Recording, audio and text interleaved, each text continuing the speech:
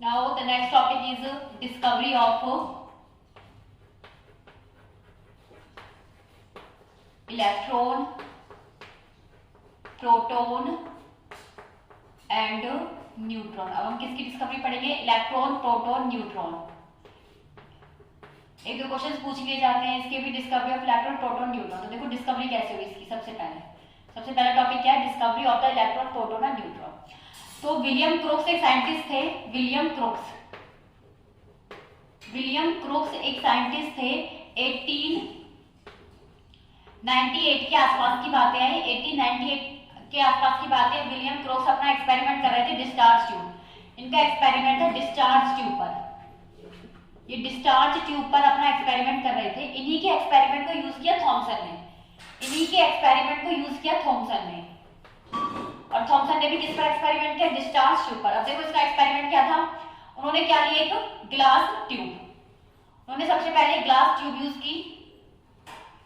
Glass की एक tube थी, इसको ग्लास ट्यूब बोला गया। और अप्रोक्सीमेटली इसकी लेंथ थी 60 सेंटीमीटर। यहाँ पर इन्होंने दो इलेक्ट्रोड यूज किए। दो इलेक्ट्रोड यहाँ पर यूज किए गए हैं और उन दोनों इलेक्ट्रोड्स को कनेक्ट कर दिया एक हाई वोल्टेज बैटरी से। इन दोनों इलेक्ट्रोड को कनेक्ट कर दिया गया है एक हाई वोल्टेज बैटरी के थ्रू, और जिसकी वोल्टेज कितनी है? Approximately 10,000 volt. ठीक है। और इसके अंदर इसके यहाँ पे हमने लगा दिया एक वैक्यूम पंप। यहाँ पे लगाया हमने वैक्यूम पंप। वैक्यूम क्या होता है? जहां पर गैस का प्रेशर बिल्कुल खत्म हो जाता है, गैस का प्रेशर बिल्कुल कम हो जाता है, उसको हम बोलते हैं वैक्यूम रीजन। ठीक है। तो हमने यहाँ पे कोई गैस फिल कर रखी है, मान लो H2 गैस। हमने कौन सी गैस फिल की यहाँ पे? H2 gas. कौन सी गैस फिल कर रखी है? H2 gas. और उस H2 गैस का प्रेशर इस वैक्यूम पंप के थ्रू हमने क्या कर दिया? अप्रोक्सीमेटली 10⁻⁻2 से लेके 10⁻³ mm Hg। इसका प्रेशर हमने क्या कर दिया? बहुत कम कर दिया। इस कंटेनर में, इस ग्लास ट्यूब में हमने क्या फिल कर दी? Hydrogen gas. और उस हाइड्रोजन गैस को वैक्यूम पंप के थ्रू हमने उसका प्रेशर क्या कर दिया? बहुत कम कर दिया। ठीक है। यहाँ पर हमने लगाई हाई वोल्टेज बैटरी। इन इलेक्ट्रोड्स को हमने हाई वोल्टेज बैटरी से कनेक्ट कर दिया। ये नेगेटिव टर्मिनल था तो नेगेटिव से कनेक्ट कर दिया और इसको बोला कैथोड। ये कौन सी प्लेट थी? कैथोड। और ये प्लेट क्या बोली हमने? एनोड। ये प्लेट कौन सी थी? एनोड। कैथोड पर कौन सा चार्ज था? नेगेटिव, क्योंकि नेगेटिव टर्मिनल से हमने कनेक्ट किया है, और पॉजिटिव से कनेक्ट किया है तो इस पर क्या चार्ज था? पॉजिटिव चार्ज था। ठीक है। तो हमने एक डिस्चार्ज ट्यूब लिया, एक ग्लास ट्यूब लिया जिसकी लेंथ कितनी है? 60 सेंटीमीटर। दो इलेक्ट्रोड यूज किए, एक तो कैथोड और दूसरा कौन सा है? एनोड है। अब जो कैथोड है उसको हमने अटैच कर दिया नेगेटिव टर्मिनल से, तो उसका चार्ज क्या था? नेगेटिव। और इसका पॉजिटिव चार्ज था तो उसको किससे कनेक्ट कर दिया? पॉजिटिव टर्मिनल से। और एक हाई वोल्टेज बैटरी हमने सप्लाई की है अप्रोक्सीमेटली 10,000 वोल्टेज। और एक वैक्यूम पंप लगाया है जिसके थ्रू हमने इस गैस के अंदर जो प्रेशर है उसको क्या कर दिया? बहुत कम, 10⁻⁻2 से लेके 10⁻³ mm Hg कर दिया है। ठीक है। जब हमने एक्सपेरिमेंट किया तो ये तो थी इसकी कंस्ट्रक्शन मतलब कि हमने इसमें क्या क्या किस तरीके से इसको कंस्ट्रक्ट किया। एक डिस्चार्ज ट्यूब, ग्लास ट्यूब लिए, दो इलेक्ट्रोड्स लिए हैं, कैथोड, एनोड। कैथोड पर नेगेटिव चार्ज, एनोड पर positive charge, vacuum pump to decrease the pressure, hydrogen gas, and the length of the discharge tube is 60 centimetre and the high voltage battery with 10,000 volt is applied. Now construction के बाद अब हम बात करते हैं इसकी working. ये work कैसे करेगा? इनका एक्सपेरिमेंट वर्क कैसे कर रहा था? फर्स्ट क्या था इसका? कंस्ट्रक्शन। सेकंड क्या इसकी? वर्किंग। वर्किंग में क्या था? जैसे हमने इधर से हाई वोल्टेज बैटरी से वोल्टेज अप्लाई की। अब वोल्टेज अप्लाई मतलब एक तरीके से एनर्जी अप्लाई कर रहे हैं। जैसे हमने इसको हाई वोल्टेज अप्लाई किया तो यहाँ से जो H2 गैस थी उसने उस एनर्जी को एब्सॉर्ब किया और वो किस में टूट गया? एटम्स में टूट गया। सबसे पहले क्या था? ये मॉलिक्यूल था, एक गैस थी, अभी किस में टूट गया? एटम्स में टूट गया। दो एटम्स, एक हाइड्रोजन का है, दूसरा भी क्या है? हाइड्रोजन का है। हाइड्रोजन गैस सबसे पहले किस में टूट गई? एटम्स में। अब हम बहुत ज्यादा और सप्लाई कर रहे हैं। अभी एनर्जी को फिर हाइड्रोजन एटम गेन करेगा और अपने अंदर से एक इलेक्ट्रॉन को रिमूव करेगा और किस में चेंज हो जाएगा?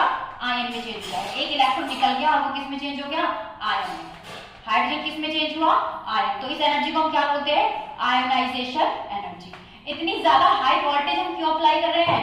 हाइड्रोजन को आयोनाइज करने के लिए, क्योंकि किसी भी एटम को आयोनाइज करने के लिए बहुत ज्यादा एनर्जी की जरूरत पड़ती है। तो हमने कितनी वोल्टेज अप्लाई की है? 10,000 वोल्टेज। ठीक है। जैसे हमने वोल्टेज अप्लाई की तो सबसे पहले जो हाइड्रोजन था वो किस में टूटा? एटम्स में टूटा, पर अभी आयोनाइज नहीं हुआ है। तो हमने 10,000 की वोल्टेज सप्लाई कर रखी है। फिर एनर्जी और इंक्रीज हुई तो जो इसमें से एक इलेक्ट्रॉन को निकल जाएगा और हाइड्रोजन का कौन सा चार्ज रहेगा? पॉजिटिव। पॉजिटिव आयन बन गया। इसका मतलब कौन सी एनर्जी थी, आयनाइजेशन एनर्जी। हाइड्रोजन को आयनाइज करने के लिए ही इतनी ज्यादा वोल्टेज इसको सप्लाई की जाती है, ठीक है। आयंस में टूटने लग गया। फिर हमने देखा क्या है से कि कुछ रेज है ना ऐसे पास हो रही है, कुछ रेज ऐसे हमें निकलती हुई दिखाई दे रही है, हमें ऐसे रेज दिखाई दे रही है। और यहाँ पे हमने लगा रखा है, रेज कैसे दिखाई दे रही है, हमने यहाँ पे लगा रखी है एक स्क्रीन जिसका नाम है ZNS, फ्लोरेसेंट स्क्रीन। हमने फ्लोरेसेंट स्क्रीन लगा रखी है। जैसे ही एक्सपेरिमेंट हमारा स्टार्ट हुआ तो हमने देखा कि इस स्क्रीन पर क्या प्रोड्यूस हो रही है, एक चमक प्रोड्यूस हो रही है, कुछ सिंटिलेशन, चमक हमें दिखाई दे रही है। और वो चमक किसकी वजह से दिखाई दे रही है, क्योंकि कुछ रेज यहाँ से आ रही हैं, कुछ रेज निकल रहे हैं। अब ये रेज क्या थी, कंक्लूजन क्या निकाला गया फिर इससे, एक्सपेरिमेंट सिर्फ इतना ही था, यहाँ से हाई वोल्टेज अप्लाई की। जैसे ही हाई वोल्टेज अप्लाई की तो जो हाइड्रोजन गैस थी वो एटम्स में टूटी, एटम्स के बाद उन्होंने एक इलेक्ट्रॉन को रिलीज करके किसमें चेंज हो गया, वो आयंस में। और इसी एनर्जी को हमने क्या बोल दिया, आयनाइजेशन एनर्जी। और कुछ रेज यहाँ से निकल रही थी, कुछ रेज यहाँ से निकल रही थी, इनका कोई कलर नहीं था, इनविजिबल रेज थी। और हमें कैसे पता चला कि कुछ रेज है, क्योंकि जब हमने यहाँ पे पीछे एक स्क्रीन लगाई, फ्लोरेसेंट स्क्रीन, तो इस पर क्या प्रोड्यूस हो रही थी, एक सिंटिलेशन प्रोड्यूस हो रही थी, चमक प्रोड्यूस हो रही थी। अभी चमक किस वजह से आई है, इन रेज से आई है। अब इसका कंक्लूजन क्या था, कंक्लूजन क्या है इस एक्सपेरिमेंट का, तो देखो पहला कंक्लूजन तो यही है ना, रेज आर प्रोड्यूस्ड विच, जो ट्रेवल कर रही है, विच ट्रेवल्स, कहां से कहां ट्रेवल कर रही है, देखो कैथोड से एनोड की तरफ, which travels from cathode to anode, जो कहां से कहां ट्रेवल करती है, कैथोड टू एनोड, जो कैथोड से एनोड की तरफ ट्रेवल कर रहे हैं। उसके बाद सेकंड कंक्लूजन क्या आया था यहाँ से, सेकंड कंक्लूजन देखो, अगर ये रेज कैथोड से एनोड की तरफ जा रही है, कैथोड से एनोड की तरफ जा रही है, एनोड कैसा चार्ज है, पॉजिटिवली चार्ज है, और ये रेज किसकी तरफ जा रही है, पॉजिटिव की तरफ जा रही है, तो इसका मतलब रेज हैव नेगेटिव चार्ज। अगर ये पॉजिटिव की तरफ अट्रैक्ट हो रही है तो इसका मतलब इस पर खुद कौन सा चार्ज होगा, नेगेटिव चार्ज होगा, ठीक है। नंबर थर्ड, रेज, इन रेज को हमने क्या बोल दिया, कैथोड रेज। इन रेज को क्या बोला, कैथोड रेज, क्योंकि ऐसा लग रहा था कि जो ये रेज है वो कहां से प्रोड्यूस हो रही है, कैथोड टर्मिनल से, पर एक्चुअल में कैथोड टर्मिनल से प्रोड्यूस नहीं हो रही है, कहां से प्रोड्यूस हो रही है, इस गैस से। जब गैस आयनाइज होगी तभी ये रेज प्रोड्यूस होती है। तो हमें कैसे लग रहा है कि जो ये रेज है वो कहां से आ रही है, कैथोड से, तो हमने इनको क्या बोल दिया, cathode rays. Fourth, cathode rays, जो कैथोड रेज है वो नेगेटिवली चार्ज पार्टिकल, ये किससे मिलकर बनी है, नेगेटिवली चार्ज पार्टिकल, और इन्हीं नेगेटिवली चार्ज पार्टिकल को हमने क्या बोला, इलेक्ट्रॉन। उन्हीं नेगेटिवली चार्ज पार्टिकल को हमने क्या बोल दिया, इलेक्ट्रॉन। हम इसको पार्टिकल क्यों बोल रहे हैं, क्योंकि एक पार्टिकल के पास क्या होता है, अपना मास होता है, और क्या होती है, काइनेटिक एनर्जी होती है। तो इसको डिस्क्राइब करने के लिए हमने इसके पास क्या रख दिया, कुछ व्हील रख दिए, व्हील पैडल। यहाँ पे हमने छोटे छोटे लोहे पहिए रख दिए, ठीक है। जैसे हमने यहाँ पे पहिए रखे तो हमने देखा कि जो रेज है जैसे इसे टकराती है तो पहिए घूमने लगते हैं। अभी घूम रहे हैं तो घूमने के लिए कौन सी एनर्जी चाहिए, काइनेटिक एनर्जी। वो कहां से आई, जैसे ये रेज इससे टकराती है तो ये घूमने लगते हैं। अब अगर रेज इससे टकरा रही है तो रेज के पास कुछ ना कुछ एनर्जी होगी जो किसको ट्रांसफर कर रही है, इन पैडल व्हील्स को। अगर इन रेज के पास एनर्जी है, एनर्जी किसके पास होती है, पार्टिकल्स के पास। इसका मतलब ये रेज किससे बनी है, पार्टिकल से। एंड उनके पास कौन सी एनर्जी है, काइनेटिक एनर्जी, और रेज के पास कौन सी एनर्जी है, काइनेटिक एनर्जी है, ठीक है। अब काइनेटिक एनर्जी उनके पास, हमें ऐसे लग रहा है वो कहां से कहां जा रही है, कैथोड से एनोड की तरफ जा रही है। साथ में उनका मास कितना कैलकुलेट किया गया, 9.1 × 10⁻31 kg। इलेक्ट्रॉन पर चार्ज कितना कैलकुलेट किया गया, 1.6 × 10⁻19 कूलम। चार्ज कितना कैलकुलेट किया गया, 1.6 × 10⁻19 कूलम। और क्या ऑब्जर्वेशन थी यहाँ पर, क्या कंक्लूजन थे, deflects in electric and magnetic field. अब जो भी पार्टिकल जिन पर भी चार्ज होता है वो डिफ्लेक्ट होंगी एसिडिक, और डिफ्लेक्ट होंगी इलेक्ट्रिक एंड मैग्नेटिक फील्ड में। किसमें डिफ्लेक्ट होंगी, इलेक्ट्रिक एंड मैग्नेटिक फील्ड में। तो यहां से कंक्लूजन निकाला गया कि जो कैथोड रेज है वो कहां से ट्रेवल करती है, कैथोड टू एनोड, उन पर कौन सा चार्ज होता है, नेगेटिवली चार्ज होता है। नेगेटिवली चार्ज रेज को हमने क्या बोल दिया, इलेक्ट्रॉन। इनके पास खुद की काइनेटिक एनर्जी होती है जिसकी वजह से पैरेलल व्हील्स होते हैं वो क्या करते हैं, रोटेट करते हैं। इनके ऊपर मास कितना होता है, 9.1 × 10⁻³ kg। इनका चार्ज कितना होता है, 1.6 × 10⁻⁻90, वो भी किसमें, नेगेटिव में। और जब इलेक्ट्रिक और मैग्नेटिक फील्ड अप्लाई किया जाता है तो ये क्या करती है, डिफ्लेक्ट करती है। ठीक है, अब एक बात देखो, जो कैथोड रेज है, जो इलेक्ट्रॉन्स है, चाहे तुम यहाँ हाइड्रोजन गैस ले लो, बेशक यहाँ ऑक्सीजन गैस ले लो, पर इलेक्ट्रॉन तो सेम ही रहेगा ना। बेशक ये H+ आयन चेंज हो जाएगा पर इलेक्ट्रॉन तो सेम रहेगा, तो इसलिए इलेक्ट्रॉन को क्या बोला गया है, एक फंडामेंटल पार्टिकल। इलेक्ट्रॉन कैसा पार्टिकल है, एक फंडामेंटल पार्टिकल है। चाहे तुम गैस कोई भी यूज कर लो, मान लो तुमने ऑक्सीजन गैस यूज की तो O2 है, सबसे पहले किस में टूटेगा, ऑक्सीजन। ऑक्सीजन अपने एटम्स में टूटेगा, उसके बाद ये आयनाइज होगा, आयन में जाएगा, तो जैसे ही आयन में गया तो क्या रिलीज करेगा, एक इलेक्ट्रॉन। देखो इधर भी क्या रिलीज हो रहा था, इलेक्ट्रॉन, जिसकी वजह से कैथोड रेज बन रही थी। इधर भी क्या रिलीज हो रहा है, इलेक्ट्रॉन, जिसकी वजह से कैथोड रेज बन रही थी। और बचता क्या है, एटम बचता है ऑक्सीजन का, और यह किसका एटम है, हाइड्रोजन का। तो पॉजिटिव आयन तो बेशक चेंज होता है पर इलेक्ट्रॉन तो सेम ही रहता है। इसका मतलब जो कैथोड रेज है ये किस पर डिपेंड नहीं करती है, गैसेस पर। बेशक तुम कोई सी भी गैस फिल कर लो इस चैम्बर में बेशक तुम कोई सी भी गैस फिल करो, पर उसकी वजह से इन कैथोड रेज पर कोई भी फर्क नहीं पड़ेगा, क्योंकि कैथोड रेज तो किससे मिलकर बनी है, इलेक्ट्रॉन से। और इलेक्ट्रॉन तो दोनों जगह ही क्या है, सेम है। इलेक्ट्रॉन तो दोनों जगह क्या है, सेम है, बस फर्क किसका है, इधर अगर हमने हाइड्रोजन लिया है तो हाइड्रोजन का एटम हो गया, और इधर अगर हमने इलेक्ट्रॉन ऑक्सीजन लिया है तो किसका एटम हो गया, ऑक्सीजन का। ठीक है, तो ये किसकी डिस्कवरी थी, इलेक्ट्रॉन की डिस्कवरी थी, और किसने की थी, जे थॉमसन ने की थी। और ये बातें 1898 के अप्रॉक्स, ये कब की बात है, 1898 के अप्रॉक्स। तो इलेक्ट्रॉन की डिस्कवरी, अब इसमें से क्वेश्चंस क्या क्या आ सकते हैं, देखो इलेक्ट्रॉन की डिस्कवरी किसने की, जे थॉमसन ने, अप्रॉक्सीमेटली ईयर 1898। किसका कॉपी किया था, विलियम क्रोक्स का मॉडल। जो डिस्चार्ज ट्यूब है उसमें हाई वोल्टेज क्यों अप्लाई की जाती है, कितनी वोल्टेज की जाती है, 10,000। हाई ही क्यों अप्लाई की जाती है, आयनाइजेशन करने के लिए, क्योंकि आयनाइजेशन करने के लिए हमें ज्यादा एनर्जी की जरूरत पड़ती है। ठीक है, क्या जो कैथोड रेज है क्या ये नेचर ऑफ द गैस पर डिपेंड करते हैं, तो नेचर ऑफ द गैस और नेचर ऑफ द इलेक्ट्रोड किसी पर भी डिपेंड नहीं करते हैं। जो कैथोड रेज है कहां से ट्रेवल करती है, कैथोड टू एनोड ट्रेवल करती है। जो हमने लास्ट में स्क्रीन लगाई है वो कौन सी है, फ्लोरोसेंट स्क्रीन, किसकी बनी हुई है, ZnS की बनी हुई है। ठीक है, कैथोड पर कौन सा चार्ज, नेगेटिव, और एनोड पर कौन सा चार्ज, पॉजिटिव। जो इलेक्ट्रॉन की डिस्कवरी हुई है उस पर कौन सा चार्ज है, -1.6 × 10⁻⁻19, और कौन सा मास है, क्या कितना मास है, 9.1 × 10⁻31। तो यहाँ से इसकी डिस्कवरी हो गई। ठीक है, इलेक्ट्रॉन, जैसे इलेक्ट्रॉन की डिस्कवरी हुई है सेम किसकी डिस्कवरी है, प्रोटॉन की डिस्कवरी। अब देखो प्रोटॉन की डिस्कवरी कैसे करेंगे, तो इलेक्ट्रॉन की डिस्कवरी हो गई। अब साइंटिस्ट आए हमारे गोल्डस्टीन, उन्होंने किसकी डिस्कवरी की, आगे प्रोटॉन की। जो थॉमसन है उनको किसका क्रेडिट मिला, इलेक्ट्रॉन की डिस्कवरी का क्रेडिट मिला, और उनके लिए इसको नोबेल प्राइज भी मिला। अब गोल्डस्टीन आगे साइंटिस्ट आए थे, उन्होंने किसकी डिस्कवरी की थी, प्रोटॉन की। देखो बिल्कुल सेम यही बिल्कुल उन्होंने क्या यूज किया था, डिस्चार्ज ट्यूब मॉडल यूज किया था अपना। उसके अकॉर्डिंग उन्होंने क्या बताया, विलियम क्रुक का ही था ये। यहाँ पे कैथोड, यहाँ पे anode, negative charge, positive charge, hydrogen gas fill कर रखी है, वैक्यूम पंप है, प्रेशर कितना कर रखा है, 10⁻⁻2 से लेके 10⁻3, हाई वोल्टेज बैटरी है, 60 सेंटीमीटर की क्या है, ग्लास ट्यूब, जिसको हमने बोला डिस्चार्ज ट्यूब। बिल्कुल सेम कंस्ट्रक्शन थी। कंस्ट्रक्शन क्या है दोनों की, बिल्कुल सेम है,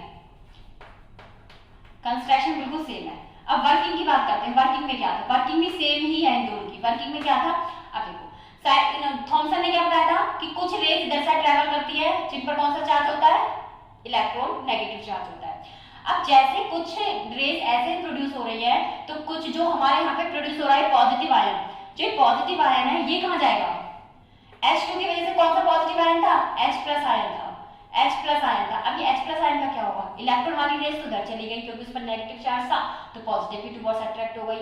अब जो पॉजिटिव चार्ज बच गया ये किधर साइड जाएगा, नेगेटिव प्लेट की तरफ जाएगा। तो जो हैवी आयंस बने ये किसकी तरफ अट्रैक्ट हो रहे थे, पॉजिटिव प्लेट की तरफ। एक रेस तो यहाँ जा रही थी, अब दूसरी रेस किधर जा रही है, नेगेटिव प्लेट की तरफ। इस एक्सपेरिमेंट में हमने थोड़ा सा चेंज किया है, जो हमने कैथोड रेज ली है उसको हमने परफोरेट कर दिया, छोटे छोटे उसमें होल्स कर दिए। अब हमने इसमें क्या किया है, कैथोड प्लेट को क्या किया है, परफोरेट किया है। अब इसका रीजन क्या है, हमने इसमें छोटे छोटे होल्स कर दिए। होल्स क्यों किए? क्योंकि देखो उसमें तो छोटे इलेक्ट्रॉन्स बन रहे थे जिनका मास बहुत कम था, वो इजीली क्या कर रहे थे, इस कैथोड रेज को पेनिट्रेट करके यहाँ पे क्या कर रहे थे, सिंटिलेशन प्रोड्यूस कर रहे थे। ठीक है, बट जो ये आयंस है इनका साइज इलेक्ट्रॉन के कंपैरिजन में क्या होता है, बहुत बड़ा होता है। साइज ज्यादा होने की वजह से जब इसको ये पेनिट्रेट नहीं कर पाएंगे तो हमने क्या कर दिया, इसमें होल्स बना दिए और यहाँ पे भी क्या लगा दी, सेम फ्लोरेसेंट स्क्रीन लगा दी। अब इस होल्स में से आयंस पास होंगे और इधर क्या प्रोड्यूस करेंगे, एक सिंटिलेशन चमक प्रोड्यूस करेंगे। ठीक है, तो जब ये कैथोड रे का जब ये डिस्चार्ज ट्यूब का एक्सपेरिमेंट किया गया तो दो रेज दोनों साइड जा रही थी।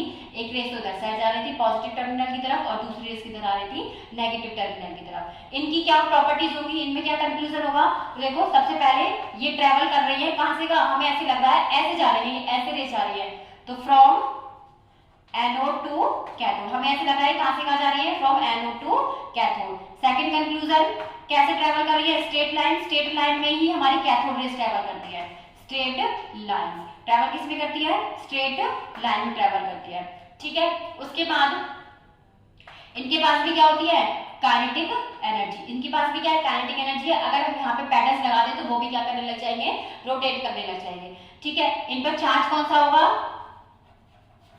कैसे होंगे, पॉजिटिवली चार्ज, क्योंकि एटम कैसे बने, पॉजिटिव चार्ज, और किसकी तरफ अट्रैक्ट हो रहे हैं, नेगेटिव टर्मिनल की तरफ अट्रैक्ट हो रहे हैं, पॉजिटिव चार्ज। इनका मास कितना कैलकुलेट किया गया, 1.67 into 10 to the power -27 kg, और इन पर चार्ज कितना कैलकुलेट किया गया, 1.6 into 10 to the power -19 coulomb, वो भी किसका, प्लस का। अब देखो एक चीज, जो इधर से जा रही थी कैथोड रेज, इनको बोला गया इधर से जा रही है तो इनको क्या बोल दिया गया, एनोड रेज, क्योंकि ये किधर से जनरेट हो रही है, एनोड। हमें ऐसे लग रहा है कि इधर से जनरेट हो रही है, क्योंकि ऐसे जा रही है ना, तो हमें लग रहा है एनोड से कैथोड की तरफ जा रही है, तो एनोड से जनरेट हुई है। इनको हमने क्या बोल दिया, कैथोड रेज, और ये कौन सी रेज है, एनोड रेज। ठीक है, अभी हमने ये तो बोल दिया कि इन पर चार्ज कौन सा होता है, पॉजिटिव चार्ज होता है, बट इसको प्रोटॉन नहीं बोल रहे हैं, हमने इसको प्रोटॉन नहीं बोला है। प्रोटॉन इसको कब बोलेंगे, जब किसकी गैस भरी होगी हमने, जब कौन सी गैस भरी होगी हमने, H2। अगर गैस हमने H2 भरी होगी ना, तो उसी केस में इस पॉजिटिव चार्ज को हम क्या बोलते हैं, प्रोटॉन बोलते हैं। तो उसी केस में हम इसको क्या बोलते हैं, प्रोटॉन बोलते हैं। और उसी प्रोटॉन का मास कितना आया है, 1.67 इंटू 10 टू द पावर -27, और चार्ज कितना आया, +1.6 into 10 to the power -19 coulomb. ठीक है, अब जो ये प्रोटॉन है वो भी कैसा पार्टिकल है, एक फंडामेंटल है। क्यों फंडामेंटल क्यों है, ये तो हर किसी गैस में अलग प्रोड्यूस हो रहा है, फिर ये फंडामेंटल पार्टिकल कैसा है, ये हर गैस, अगर हमने हाइड्रोजन ली तो H+, ऑक्सीजन ली तो O+, तो हर गैस के लिए क्या है, ये एटम अलग है। पर प्रोटॉन को कौन सा पार्टिकल बोल रहे हैं, फंडामेंटल पार्टिकल बोल रहे हैं, क्योंकि प्रोटॉन सिर्फ कौन सा पार्टिकल है, जब कौन सी गैस भरी जाती है, हाइड्रोजन गैस भरी जाती है। जब हाइड्रोजन गैस भरी जाती है तो उस टाइम पर जो H+ प्रोड्यूस होता है उसी को हम क्या बोलते हैं, उस पॉजिटिव चार्ज को क्या बोला जाता है, प्रोटॉन। अगर ऑक्सीजन प्रोड्यूस होगा O+, इसको हम प्रोटॉन नहीं बोलेंगे, हम प्रोटॉन सिर्फ किसके केस में बोलेंगे, H+ के केस में बोलेंगे। ठीक है, बट हाँ एक चीज जरूर कंसीडर की गई कि चाहे तुम्हारा ऑक्सीजन है, चाहे नाइट्रोजन है, चाहे फोस्फोरस है, चाहे सल्फर है, कुछ भी है, उसका जो मास होगा ना वो हाइड्रोजन के मास का मल्टीपल होगा। इसलिए हाइड्रोजन को एक फंडामेंटल पार्टिकल बोला गया, इसलिए हाइड्रोजन या फिर प्रोटॉन को क्या बोला गया, फंडामेंटल पार्टिकल। क्योंकि हाइड्रोजन का मास जो भी होगा ना, जैसे मान लो HN है और ऑक्सीजन, नाइट्रोजन, फास्फोरस, सल्फर, इनका जो मास आएगा वो हाइड्रोजन के मास का मल्टीपल होगा। हाइड्रोजन का मास कितना है, 1 AMU है। ठीक है, तो ऑक्सीजन का कितना होगा, 16 इंटू 1 AMU, मतलब कितना होगा, 16 AMU। तो किसका मल्टीपल है, हाइड्रोजन का तो मल्टीपल है। नाइट्रोजन का कितना होता है, 14 AMU, 14 इंटू 1 AMU, तो 1 का क्या मल्टीपल हो गया ना, 14। तो जितने भी मास आ रहे थे, जो भी हम गैस फिल कर रहे थे, उस सबका मास क्या था, हाइड्रोजन के मास का मल्टीपल था। इसलिए यहाँ पे हाइड्रोजन या फिर प्रोटॉन को क्या बोला गया है, फंडामेंटल पार्टिकल। और प्रोटॉन कब बोला जाएगा, जब कौन सी गैस फिल करेंगे, H2 गैस, क्योंकि उसका जो प्रोटॉन बनता है, H+ बनता है, उसी को हम क्या बोलते हैं, प्रोटॉन बोलते हैं। प्रोटॉन क्या है, फंडामेंटल पार्टिकल। तो ये किसकी कैटेगरी थी, एनोड रे, और ये किसकी कैटेगरी है, कैथोड रेज। ये कैथोड रेज के लिए वर्किंग है और ये एनोड रेज की वर्किंग है। वर्किंग के बाद कंक्लूजन है। ठीक है, हमें इसमें क्या याद रखना है, एक तो मास, चार्ज, मास एंड इस पर चार्ज। और अगर प्रोटॉन है, प्रोटॉन कब किस केस में कहा जाएगा, सिर्फ जब कौन सी गैस फिल होगी, हाइड्रोजन। ठीक है, अगर गैस चेंज होगी तो जो एनोड रेज है उनका नेचर भी क्या हो जाता है, चेंज हो जाता है। अभी दोनों में देखो E/M रेशियो, ये इंपॉर्टेंट है, E/M ratio, E/M ratio, anode and cathode rays. E/M ratio, M का मतलब क्या है? E का मतलब है चार्ज और M का मतलब है मास। चार्ज बाय मास रेशियो, ये पूछा जाता है, इंपॉर्टेंट है। चार्ज बाय मास रेशियो, ठीक है, charge by mass ratio, charge by mass ratio किसके लिए? एनोड और कैथोड दोनों के लिए। सबसे पहले हम कैथोड के लिए कैलकुलेट करते हैं। चार्ज कितना है कैथोड का? 1.6 × 10⁻⁻19 कूलम, और मास कितना था इसका? 9.1 × 10⁻31 kg, ठीक है। ये होता है इसका E/M रेशियो। अगर इसकी बात करेंगे तो इसका चार्ज कितना है? 1.6 × 10⁻⁻19 कूलम। पर अगर इसके मास की बात करेंगे तो अगर हाइड्रोजन होगा तो हाइड्रोजन का मास रखा जाएगा, ऑक्सीजन एटम होगा तो ऑक्सीजन का, क्योंकि अगर H2 डिसोसिएट होगा तो H+H, आयन बनेगा तो H+ का आयन बनेगा और इलेक्ट्रॉन निकलेगा, ठीक है। तो ये तो पॉजिटिवली रेज को क्या बोलते हैं? एनोड रेज, तो हाइड्रोजन का रख लिए। पर अगर ऑक्सीजन होगा तो ऑक्सीजन पहले एटम्स में टूटेगा, उसके बाद O+ इलेक्ट्रॉन में टूटेगा। अगर ऑक्सीजन गैस होगी तो किसका रखेंगे मास? ऑक्सीजन का रखेंगे। इसका मतलब जो E/M रेशियो है वो किस पर डिपेंड करता है? मास पर। और मास किस पर डिपेंड करता है? कि तुमने कौन सी गैस इसमें फिल कर रखी है। मतलब इधर से क्या कंक्लूजन निकला? जो एनोड रेज है किस पर डिपेंड करती है? नेचर ऑफ द गैस पर डिपेंड करती है। Anode rays depends upon nature of gas. ये किस पर डिपेंड करती है? गैस के नेचर पर। अगर तुम गैस चेंज करोगे तो उनका मास, एटम चेंज होगा, एटम चेंज होगा तो मास चेंज होगा, और मास चेंज हो जाएगा तो E/M रेशियो भी क्या हो जाएगा? चेंज हो जाएगा। पर इधर आ जाओ तुम कैथोड पर। कैथोड में कौन सी रेज होती है? Negatively charge. तो नेगेटिव चार्ज तो हमारा इसमें भी इलेक्ट्रॉन है, इसमें भी इलेक्ट्रॉन, चाहे कोई सी भी गैस रख लो सब में क्या रहेगा? इलेक्ट्रॉन ही रहेगा। तो ये हर गैस के लिए क्या आएगा? सेम आएगा। तो cathode rays independent of nature of gas, क्योंकि हर किसी में इलेक्ट्रॉन तो निकलना ही है, इलेक्ट्रॉन तो सेम ही है हर किसी में। Independent of nature of gas, इसमें ये किस पर इंडिपेंडेंट करती है? नेचर ऑफ द गैस पर इंडिपेंडेंट करती है, ठीक है। अब E/M रेशियो की बात करते हैं, वोल्टेज की बात करते हैं। अगर वोल्टेज ज्यादा अप्लाई करेंगे तो E/M रेशियो पर क्या फर्क पड़ेगा? इधर से देखो, रिलेटिविटी थ्योरी के according mass equals to mass divided by 1 - V/c, ये होता है रिलेटिविटी थ्योरी होती है भाई, ठीक है। M equals to M divided by 1 - V/c, mass किसी भी पार्टिकल का मास है। अब देखो, जब अगर तुम हाई वोल्टेज अप्लाई करोगे, अगर तुम ये हाई वोल्टेज अप्लाई करोगे, हाई वोल्टेज से क्या होगा भाई? जो पार्टिकल्स हैं, जो गैस है, उसके एटम्स कैसे मूव करेंगे? जब तुम हाई एनर्जी अप्लाई कर रहे हो तो पार्टिकल्स की एनर्जी भी क्या हो जाएगी? ज्यादा हो जाएगी। वो तेजी से क्या करेंगे? मूव करेंगे, मतलब वेलोसिटी क्या हो गई उनकी? इंक्रीज हो गई। जब तुमने हाई वोल्टेज अप्लाई की तो रिलेटिविटी थ्योरी के अकॉर्डिंग अगर तुमने उनकी वोल्टेज बढ़ा दी तो उनकी वेलोसिटी भी क्या हो जाएगी? बढ़ जाएगी। हाई वोल्टेज का मतलब तुम उसको हाई एनर्जी प्रोवाइड कर रहे हो। जब एटम्स को एनर्जी प्रोवाइड की जाएगी तो वो क्या करेंगे? मूव करेंगे, और मूव करेंगे तो उनकी वेलोसिटी क्या हो जाएगी? बढ़ जाएगी। तो उनकी V क्या हो गई? इंक्रीज। और नेगेटिव में इंक्रीज होने का मतलब क्या होता है? डिक्रीज। मतलब ओवरऑल ये वैल्यू क्या हो गई? डिक्रीज हो गई। और ये वैल्यू डिक्रीज हुई तो मास क्या हो जाएगा किसी भी पार्टिकल का? इंक्रीज। और अगर मास इंक्रीज हुआ तो E/M रेशियो क्या हो गया? डिक्रीज। तो E/M रेशियो क्या हो गया यहाँ पर? डिक्रीज। तो ये पूछ लिया जाता है, E/M रेशियो क्या हो जाएगा? डिक्रीज हो जाएगा, ठीक है। जब वोल्टेज अप्लाई करते हैं तो E/M रेशियो क्या हो जाता है? चेंज हो जाता है। वो कैसे? जैसे तुमने हाई वोल्टेज अप्लाई की तो जो पार्टिकल्स होते हैं, एटम्स होते हैं, इलेक्ट्रॉन्स होते हैं, उनकी मोशन, उनकी मूवमेंट क्या हो जाती है? इंक्रीज हो जाती है। मूवमेंट इंक्रीज होने का मतलब उनकी काइनेटिक एनर्जी, वेलोसिटी बढ़ गई। और अगर वेलोसिटी बढ़ गई तो नेगेटिव में बढ़ने का मतलब डिक्रीज होना, और ये डिक्रीज हो गई तो मास क्या हो जाएगा? इंक्रीज। और अगर मास इंक्रीज हो गया तो E/M रेशियो क्या हो जाएगा? डिक्रीज हो जाएगा। सेम किसके लिए? एनोड रेज के लिए, और सेम किसके लिए? कैथोड रेज के लिए। E/M रेशियो बहुत पूछा जाता है।